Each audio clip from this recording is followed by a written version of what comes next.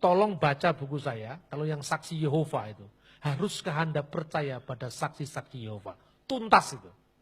Saya tunjukkan dari naskah aslinya, saya tunjukkan dari ayat-ayat yang dipelintir sama saksi Yehova. Termasuk Wahyu pasal 3:14 itu dipelintir sama dia. Dia menerjemahkan, permulaan ciptaan berarti itu ciptaan, kata saksi Yehova. Saya tulis di buku saya, haruskah Anda percaya pada saksi-saksi Yehova?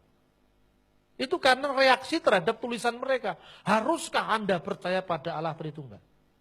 Saya jawab, harus bagi yang cerdas. Sing bodoh kaya kowe ora harus, karena kowe ora ngerti. Dia bilang, Pak, Tritunggal itu tidak masuk akal. Bukan tidak masuk akal, tidak masuk di akalmu karena kamu nggak pinter. Marah saya gituin kan orangnya. Dia tanya gini, Bapak buktikan, ini menyinggung kami. Ya, itu kira-kira tahun 2008. Buku ini kan muncul pertama tahun 2008. Buku Saksi Yehova itu munculnya tahun 2008. Mereka saya menelpon ke saya suratikan pertama, nelpon ke saya. Buku Bapak sangat merendahkan organisasi kami. Karena saya katakan bahasanya itu bodoh, kurang cerdas, kurang data itu loh. Selama ini kan orang-orang kesana kan nggak punya bahasa kayak gitu. Saya sampai ditegur salah seorang hamba Tuhan senior, Pak Bambang, apa tidak ada kata yang lebih halus daripada kata goblok Pak? Enggak ada loh Pak, saya sudah cari itu enggak ada. Itu paling tepat itu. Nah, tapi saya nggak berani ngelawan hamba Tuhan yang lebih tua dari saya nggak berani. Cuma saya guyoni saja. Kalau misalnya itu bahasanya santun kan lebih baik Pak. Santun kalau untuk orang lain Pak. Untuk kelompok yang satu ini, spesies yang satu ini. Nggak bisa santun Pak. Spesies yang satu ini. Karena apa? Orang itu kalau merasa tahu, terus Anda katakan sesat, itu nggak mempan. Coba Anda ngomong Saksi Yehova itu sesat. Teman saya ini Pak Anton. Orangnya di Wagir sana. Orangnya itu memang ya pejabat pemerintah tapi agak kusru. Dia dikunjungi Saksi Yehova. Diajak diskusi Alkitab, tapi dia tidak punya bahan. Terus dia ngomong gini, Pak ada Alkitab. Dia marah, ada. Diambilkan Alkitab bahasa Madura. Jadi kalau dikatakan, perintah Tuhan yang pertama, parentahna Gusti Allah kasetong. Kan nggak bisa dia ngomongnya. Nggak bisa Pak, ya sudah punya saya cuma itu katanya. Pulang, pikirannya udah selesai dia. Nggak beberapa lama ini dia datang bawa temennya. Bawain Alkitab. Ini kalau Bapak nggak punya bahasa Indonesia ini Pak, saya kasih Alkitab. Waduh, pusing saya Pak. Terus gimana? Datang lagi. Saya lagi siram-siram air. Pura-pura saya enggak tahu, saya semprot mukanya katanya. Malah keluar ayat itu semprot mukanya itu. Ingatlah ketika dunia menolak kamu. Dia terlebih dahulu telah menolak aku. Coba angel kan? Itu karena apa? Dia merasa tahu Anda ada ini kasar enggak bisa. Dengan kesalahan enggak bisa. Anda katakan kamu sesat. Kamu sesat. Ya, dunia sudah menolak saya sebelum dunia menolak kamu. Tapi begitu saya katakan, kamu goblok. Stres dia kan. Karena dia merasa pinter gitu loh. Itu terapi penyembuhan. Orang sakit pikiran itu cara penyembuhan kayak orang ayan gitu. Saksi Yehova itu kan ayan rohani. Orang ayan itu kalau dilus-lus begini nggak sembuh-sembuh. Malah mati. Tapi kalau dibentak sembuh dia ternyata. Dicadarkan kamu ini salah. Terus dia membantah saya. Begini ceritanya. Menurut Bapak, Yesus itu siapa? Yesus itu ya Tuhan, Yesus itu ya Allah. Nah, kalau nyanyi kan, Yesus Tuhan dan Allah kami ya. Our Lord and our God. Yesus itu our Lord Pak, it's no problem, nggak masalah, kami percaya, oke? Kalau Allah, nggak ada ayatnya Pak, di mana ayatnya? Mana ada, akulah Allah, sembahlah aku, nggak ada. Ya memang tidak ada. Wong orang Yahudi itu nyebut nama Tuhan aja nggak boleh. Dia menyebut dengan sandi atau samaran, apalagi ngomong vulgar itu nggak mungkin, nggak cocok dengan kebudayaannya. Ya kan? Sama dengan Anda ngomong kepada orang Jawa. Orang Jawa apalagi keraton Solo, pangkatnya Kanjeng Pangeran. Misalnya, Anda tuh, kalau orang Batak atau orang Barat ya, anak kecil lagi mainan di belakangnya jok mobil. Kakaknya udah dewasa kakaknya. Lagi nyetir. Rem mendadak. Adiknya yang mainan tadi. Batuke terbentur dengan jok mobil tadi. Dia bilang apa? What happened John? Saya duduk di sampingnya. Oh ini kalau adik saya tak ketak ini. Katanya apa? Masa jambal karo kakaknya? Apalagi dengan bapak. Coba Anda sekarang jambal kepada bapakmu. Ya kan? Dikatakan namanya Prawiro Dirjo. Hei Prawiro Dirjo. Oh tak jejak pisan kan gitu kan. Pangkatmu apa? Kamu tuh anak saya gitu kan. Nah sekarang orang ngomong Yahweh itu jangkar. Yahweh Tuhan kami loh, masa ngomong gitu. Itu nggak cocok dengan kebudayaan Yahudi. Yesus itu orang Yahudi, bukan orang Washington. Yesus itu bukan orang Amerika, dia orang Yahudi. Artinya apa? Alkitab itu muncul dari budaya Israel. Jadi jelas tidak bisa seperti orang saksi Yehova kan Yahweh, Yehova. Kalau kelompok ini kan Yahweh. Intinya sama saja.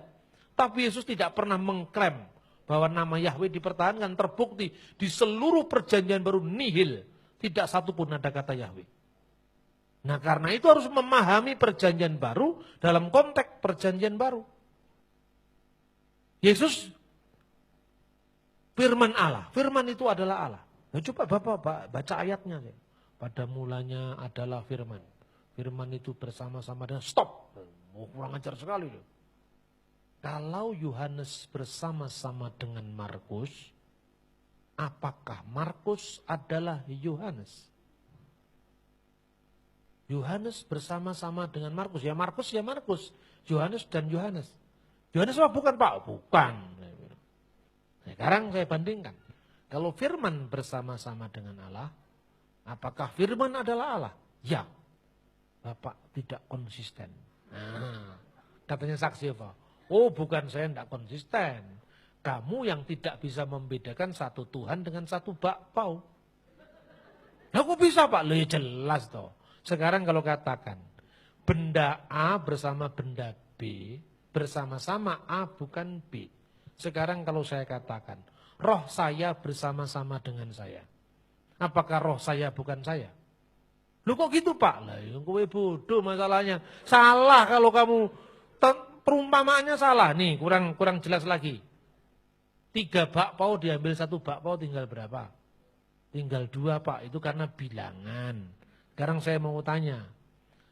Keahlian bikin bakpao diajarkan pada 100 ibu. Yang akhirnya 100 ibu ini pinter bikin bakpao. Setelah diajari ilmu bakpaologi. Pertanyaannya. Setelah ilmumu diajarkan pada 100 ibu, apakah ilmumu berkurang 100? Tidak Pak, kenapa kok tidak berkurang? Karena ilmu itu bukan sesuatu yang bersifat fisik. Kan gitu kan?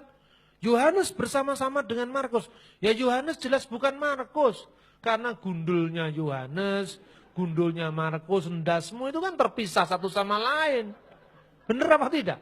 Ini logikanya tidak jalan gitu loh. Saya berikan contoh sekarang. Innallaha ma'asobirin, kata saudara muslim. Allah beserta dengan orang-orang yang sabar. Hitung berapa jumlah orang yang sabar di kota Malang. Oh banyak Pak, 5.000, 10.000. Itu berarti di 10.000 tempat yang berbeda, pada jam saat yang sama, Tuhan yang satu bersama dengan 10.000 orang di 10.000 tempat yang berbeda-beda. Opo Gusti Allah jadi 10.000. Loh enggak Pak, tidak ada mustahil bagi Allah. Lambemu yang ngomong. Kalau tadi Tritunggal kamu ngomong katanya enggak masuk akal. Sekarang ini enggak ada mustahil bagi Allah. Otakmu itu enggak cerdas, harus dibenerin itu cara berpikirnya. Saya bilang begitu. Bener apa tidak? Kalau Anda berdoa, Bapa kami yang di surga. Surga itu alamatnya mana? Kata orang Buddha. Ya kan? Kenapa kita melihat ke atas, menengadah ke atas? Apa surga itu ada di atas? Di mata Tuhan tidak atas, tidak ada bawah. Tuhan itu melampaui ruang, waktu, dan keterbatasan kita. Kalau Tuhan hadir di sini, sekaligus bisa hadir di sana. Karena Allah itu ada di mana-mana. Sekalipun Allah itu satu. Apa pernah Anda berdoa konfirmasi Tuhan? Kenapa doa saya enggak dijawab? Minggu terakhir ini saya sibuk di diaspora. Jadi tolong minggu depan saja jawabannya. Masa itu Tuhan? Tuhan itu maha hadir di mana-mana. Anakku, kenapa aku tidak menjawab doamu? Kamu berdoa menghadap ke timur. Waktu itu saya sedang menghadap ke barat. Jadi saya nggak tahu kalau kamu di belakang saya, masa begitu? Loh Tuhan maha hadir kok diumpamakan dengan gundulnya Yohanes dengan dasnya sampean? Nggak bisa. harus memakai logika metafisika teologia. Meta itu sebalik yang fisik. Jadi Tuhan itu hadir di mana-mana. Jangan membayangkan Tuhan itu seperti benda. Inilah Tritunggal. Begitu juga ketika dia bicara tentang arke. Ini kan permulaan, ini firman Tuhan. Saya kasih informasi pada Anda. Lembaga Alkitab sekarang sudah menerbitkan Alkitab Yunani Indonesia. Beli di Sapi. Di sana ada lembaga Alkitab Yunani Indonesia diterbitkan. Sejak tahun 1984 kalau nggak salah. Tapi Alkitab itu tidak pernah laku. Karena orang Kristen itu kalau penting baca Alkitab yang penting artinya. Walaupun tidak tahu aslinya. Ya toh? Ibrani Indonesia itu terbit tahun 2001. 99, 2000. Arab Indonesia terbit tahun 2003. Kebetulan saya sebagai salah satu tim pembacanya dari Lembaga Alkitab Indonesia untuk terbitan Arab Indonesia. Itu sudah ada. Koleksi itu di ruang kita masing-masing. Sekalipun Anda tidak ngerti, nanti ke belakangnya aja. Itu ayat Saksi Yehova kan selalu mengatakan naskah aslinya, kan selalu gitu kan. Anda kutip itu, ada 2 jurus menghadapi Saksi Yehova. 1 jurus pengusiran, 2 jurus penobatan. Nah, Anda pilih yang mana? Kalau jurus pengusiran modalnya murah, 110.000. Perjanjian Baru Yunani Indonesia. Nanti kalau dia sok tahu, menurut ayat Alkitab yang dipakai Lai salah Pak, yang benar mana? Ini Alkitab saya. Dia tunjukkan Alkitab terjemahan dunia baru. New World Translation of the Holy Scriptures. Saya sering menyebut The Bible of Gumbali Mukio. Ini Alkitab ini. Dia menerjemahkan Yohanes 1:1 itu lucu sekali. In the beginning was the Word, and the Word was with God, and the Word was a God. Pada mulanya adalah firman, dan firman itu bersama-sama dengan Allah, dan firman itu suatu Allah huruf kecil. Terus saya katakan, firman itu Allah apa? Bukan. Bukan Pak. Firman itu suatu Allah. Terus suatu Allah itu saya tanya, Gusti Allah itu jumlahnya piro? 1 Pak. Ya Allah itu Yehuwa. Lah kok Yesus disebut Allah? Mirip Allah Pak, makanya disebut Allah katanya. Ini Saksi Yehova itu ngomong begitu. Nah sekarang oke. Padahal ayat Alkitab mengatakan tidak ada ilah lain kecuali aku. Iya kan? Nah kamu bikin ilah lain lagi. Namanya Allah yang huruf kecil tadi. Nah terus Allah yang huruf kecil itu yang menciptakan siapa? Ya Allah Pak. Allah menciptakan Allah huruf kecil. Iya Pak. Allah menciptakan dengan apa? Maksudnya Bapak apa? Lah bodoh lagi kamu. Allah menciptakan dunia dengan seisinya itu apa? Nggak ngerti kamu, saya bimbing. Baca Mazmur 33:6. Oleh firman Tuhan langit dijadikan. Langit, bumi, laut seisinya. Baik yang kelihatan maupun yang tidak kelihatan. Gunung yang tinggi, laut, samudra, pantai, pohon-pohon, sapi, wedus gembel. Semua diciptakan Tuhan. Termasuk yang tidak kelihatan, jin, setan, peri, perayangan, gandarwo, tetean, ilu-ilu, banaspati, jerangkong, eklek-eklek, semua diciptakan oleh Tuhan. Lelembut-lelembut itu ya kan, yang kelihatan dan yang tidak kelihatan diciptakan oleh Tuhan. Dengan apa Tuhan menciptakan? Dengan firman-Nya. Oke? Sekarang saya mau tanya, firman Tuhan diciptakan apa enggak? Sama Saksi Yehova. Diciptakan Pak. Terus Tuhan menciptakan dengan apa? Dengan firman. Lah firman-Nya belum diciptakan kok. Firman mana? Ya, tidak ada yang mustahil bagi lo, gundulmu itu lagi. Bingung lagi ngomong. Tuhan menciptakan dengan firman-Nya. Kamu mengatakan firman diciptakan. Firman mana yang menciptakan firman?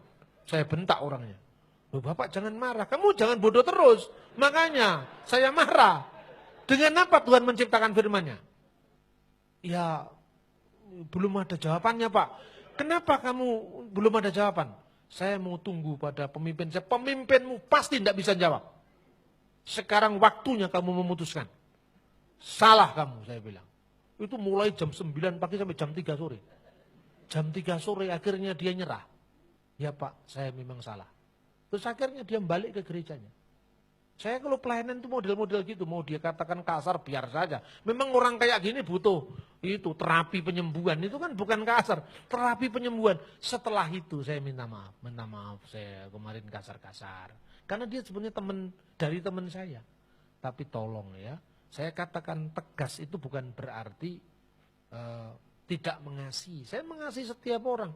Ibarat orang mau masuk ke dalam jurang. Kalau saya rangkuh dengan keras begini bukan berarti saya tidak mengasihi. Supaya kamu tidak jatuh. Ini yang dikatakan merebut orang dari jalan yang salah. Firman Tuhan tegas mengatakan hal itu. Karena itu kalau lihat firman jangan dilihat harafiahnya huruf demi huruf. Tapi lihat konteksnya apa. Gitu loh. Saudara-saudara Muslim kadang-kadang juga gitu, sok tahu juga. Tapi kalau ngadepi mereka saya nggak sekasar saksi Yehova. Ngadepi mereka harus halus, karena apa? Mereka backingnya di belakang itu banyak. Kalau jadi isu, jadi masalah.